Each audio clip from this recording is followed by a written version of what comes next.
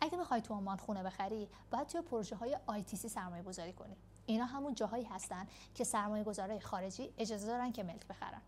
میخوام 5 تا از مهمترین پروژه‌های مسقط رو با موقعیت و قیمت بهتون معرفی بکنم. الموج، کنار ساحل، تو منطقه سیب، تو شمال مسقط. قیمت‌ها از 80,000 ریال عمانی برای آپارتمان‌های یک خوابه. امکاناتی که داره: مارینا، کافه، رستوران، زمین گلف، مدرسه و نگهبانی 24 ساعته. اگه دنبال یه زندگی لاکچری کنار ساحل هستی، قطعاً بهترین انتخابه. مسقط هیلز نزدیک به فرودگاه بین‌المللیه. قیمت‌ها از 60,000 ریال عمانی برای آپارتمان‌های یک خوابه. امکاناتی که داره: زمین گلف و فضای سبز آروم و وسیع و خانوادگی.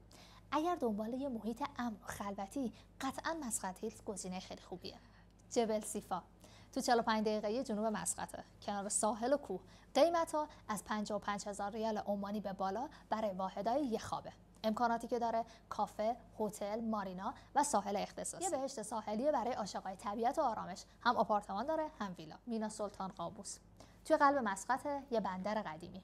پیش فروش رسمیش هنوز شروع نشده، ولی پروژه آینده داریه. امکاناتی که داره: ساحل توریستی، مرکز خرید، کافه، رستوران. اگه دنبال یه پروژه بلند مدت و یه سرمایه گذاری آینده داری، اینو حتما در نظر بگیره. شاطی قرم یکی از لوکس ترین مناطق مسقطه. قیمت‌ها از 160,000 ریال عمانی به بالا. امکاناتی که داره: منظره دریا، خدمات 5 ستاره هتلی و برند جهانی. لوکس به معنای واقعی کلمه، برای کسایی که دنبال کیفیت و کلاس بالا هستن.